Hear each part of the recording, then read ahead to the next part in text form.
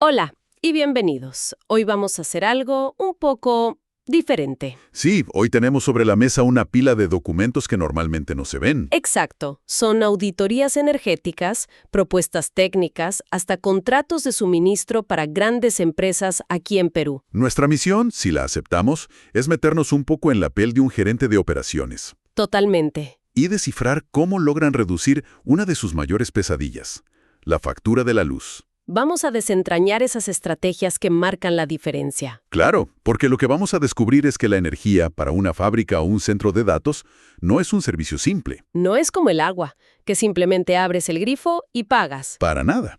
Es un mercado complejo, casi un juego de estrategia. Y las empresas que entienden las reglas no solo ahorran dinero, se vuelven más eficientes. ¿O sé que estos documentos son, básicamente, el libro de jugadas de ese juego? Justamente. Perfecto. Pues empecemos por la regla más básica. Los informes dividen el mundo en dos tipos de jugadores: clientes regulados y clientes libres.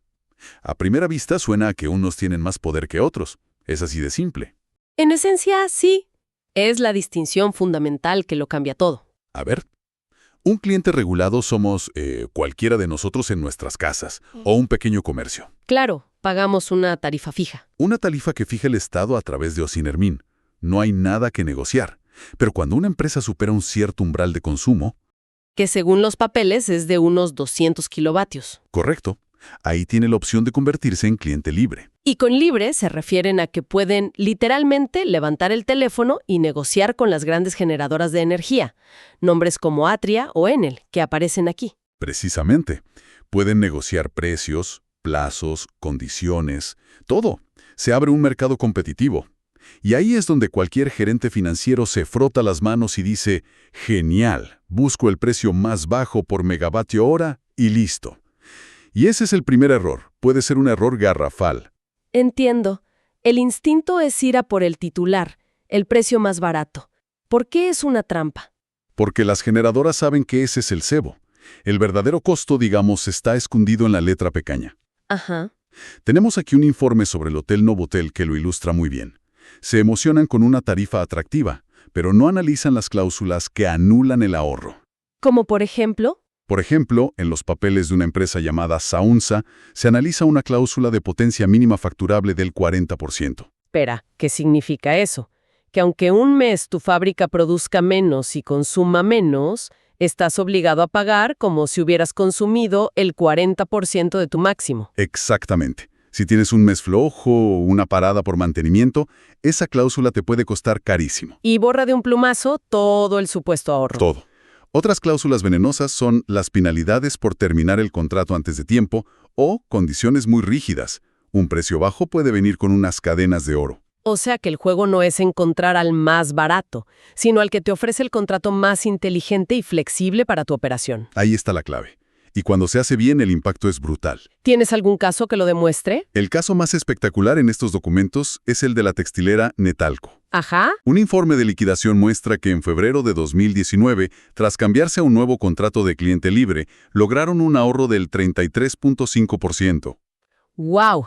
Un 33%. Un tercio de la factura. Eso es una cantidad de dinero gigantesca para una textilera. Gigantesca. Y lo más interesante es que ellos ya eran clientes libres antes. Ah, no eran clientes regulados. No, pero con su contrato anterior, su ahorro era de solo el 11.6%. O sea que pasaron de ahorrar un 11 a un 33% solo por renegociar las condiciones. Exacto. Por firmar un contrato más astuto. Eso demuestra que el verdadero poder no es solo ser libre, sino saber ejercer esa libertad con información. Queda clarísimo. El contrato es el campo de batalla. Pero, incluso con el mejor contrato, tienes que gestionar tu consumo, ¿no? Y aquí me topé con un concepto que se repite en casi todos los informes. Es casi una obsesión. La demanda máxima coincidente. ¡Ah! Suena algo salido de una clase de física, pero parece ser el santo grial del ahorro. ¿Lo es?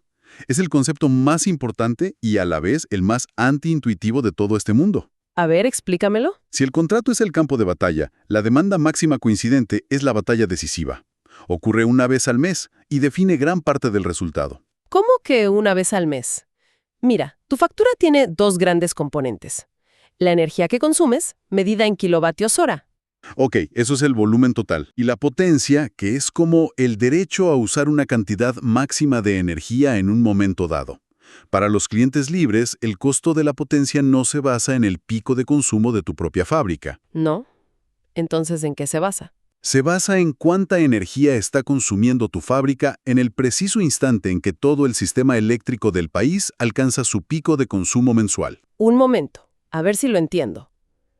¿Me estás diciendo que una parte enorme de mi factura depende de lo que esté haciendo mi fábrica durante, ¿qué? ¿Un intervalo de 15 minutos? Exacto. 15 minutos en los que todo el Perú, desde Arequipa hasta Piura, está enchufando más cosas a la vez. Exactamente eso. Suena a locura, pero tiene su lógica. El sistema te cobra más si contribuyes a estresar la red en su momento más crítico. ¡Claro! ¿Y cuándo suele ser ese momento? Los informes lo dejan claro. Suele ocurrir los días de semana, entre las 6:30 de la tarde y las 9 de la noche. Ya veo. Si logras que tu fábrica consuma muy poco justo en esos 15 minutos clave, tu factura de potencia para todo el mes se desploma. Es increíble. Es como si en una carrera de 30 días todo se decidiera por cómo tomas una sola curva. Entonces, todas las estrategias de peak shaving o recorte de picos se refieren a eso, a cómo ganar en esa curva. Precisamente. Y las tácticas van de lo más simple a lo muy sofisticado. Empecemos por lo simple.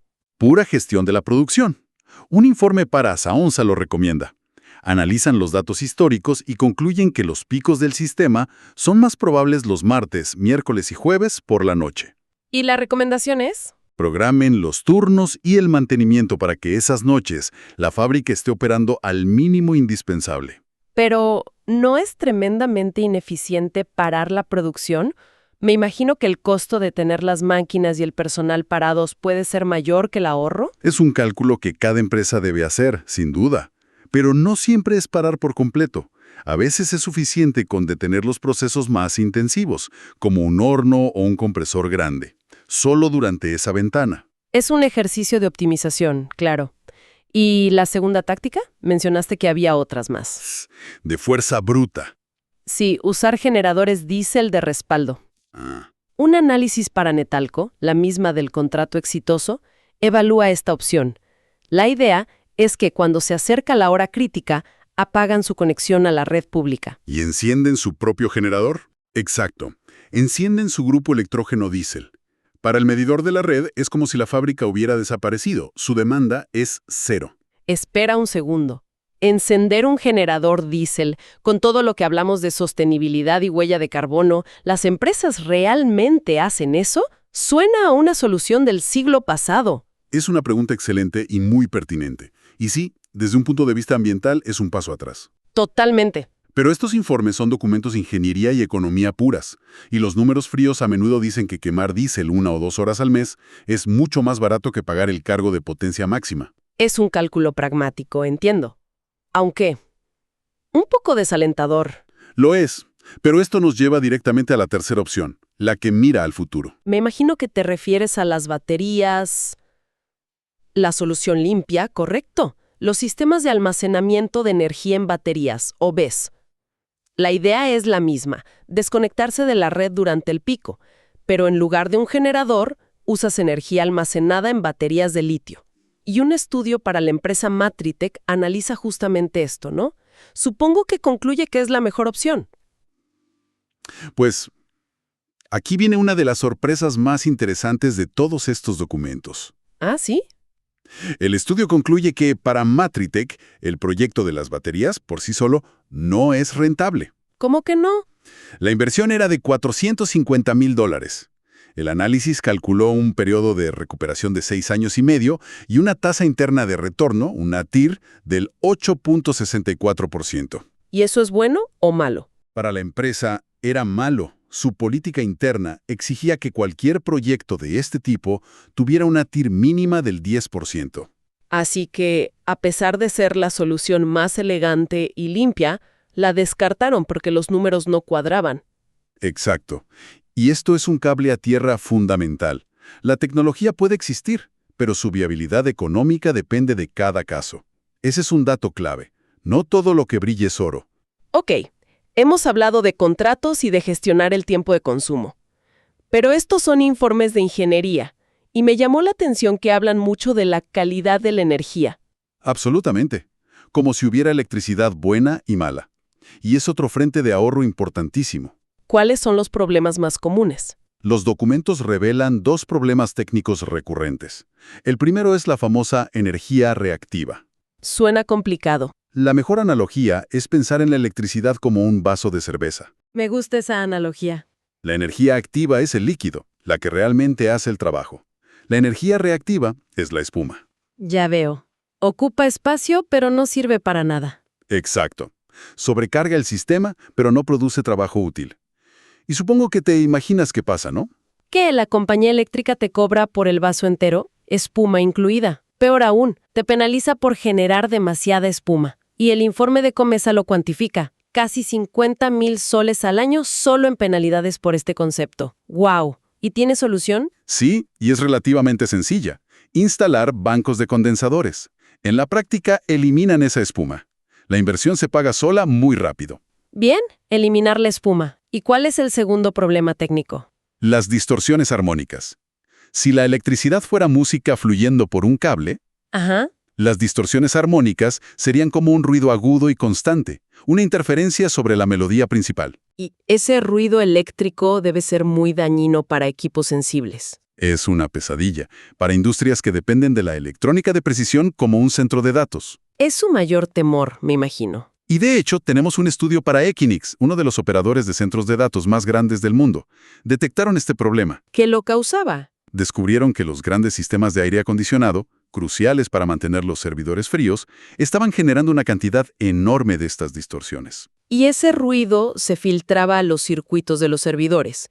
¿Cuál era el riesgo? Que se apagaran o perdieran datos. Exacto. Un riesgo inaceptable para ellos. La recomendación de la auditoría fue muy clara y bastante elegante. ¿Cuál fue? Aislar físicamente los circuitos de fuerza, los aires acondicionados, de los circuitos de control, los servidores. Es como construir un muro a prueba de sonido. Para que el ruido de la maquinaria pesada no afecte la operación crítica. Muy inteligente. Sí, es protegerte de la interferencia que genera tu propio equipamiento. Todas estas son estrategias reactivas. Negociar, esquivar picos, limpiar la energía. Pero los informes también miran hacia adelante. ¿Qué pasa con la autogeneración? Sobre todo con la energía solar, que en un país como Perú parece una opción obvia. Es la tendencia inevitable, y los documentos lo confirman. El proyecto más interesante aquí es un anteproyecto para una microempresa agroindustrial en Mala, al sur de Lima.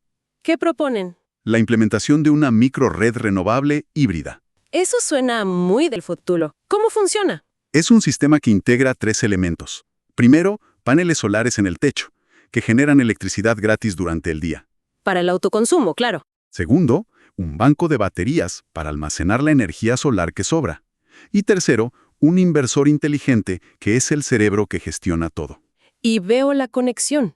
Con esa batería cargada de sol durante el día, pueden alimentarse de ella durante la hora punta de la noche. Y hacer su propio peak shaving. Pero de forma limpia y gratuita. Ahí está la sinergia perfecta. Usas tu propio recurso, el sol, para solucionar el problema más caro de la red, que es el pico nocturno. Y el informe destaca que estos sistemas son modulares. Se puede empezar con algo pequeño y luego crecer. Entonces, después de analizar todos estos documentos, la imagen que me queda es que la gestión energética a gran escala es un juego de ajedrez con múltiples dimensiones. Totalmente. Va desde la abogacía de un contrato a la estrategia de un operador de planta y la precisión de un ingeniero eléctrico. La gran conclusión es que la energía dejó de ser un gasto fijo para convertirse en un costo variable y sobre todo gestionable. Con el conocimiento adecuado se puede transformar en una ventaja competitiva. Las oportunidades de optimización están por todas partes, desde una cláusula en un papel hasta un panel solar en el techo. Exacto. Y para dejar una idea final para reflexionar, uno de los informes, el de Matritech, menciona casi de pasada una tecnología en desarrollo que me dejó pensando. La llaman Energetic Heart. Sí, lo recuerdo. Y la describen como microcentrales hidroeléctricas de circuito cerrado para instalar en tu patio trasero. Eso es fascinante. Y plantea la pregunta definitiva sobre el futuro de todo esto, ¿no? Totalmente. ¿Hacia dónde vamos? A medida que la autogeneración, ya sea solar, con baterías o con estas nuevas tecnologías, se vuelve más barata y accesible, ¿cómo va a cambiar la relación de la industria con la red eléctrica nacional? Claro. ¿Podrían las fábricas pasar de ser simples consumidoras a convertirse en participantes activas? Generando, almacenando y vendiendo energía, compitiendo incluso con las generadoras tradicionales. Ese es el siguiente capítulo de este juego.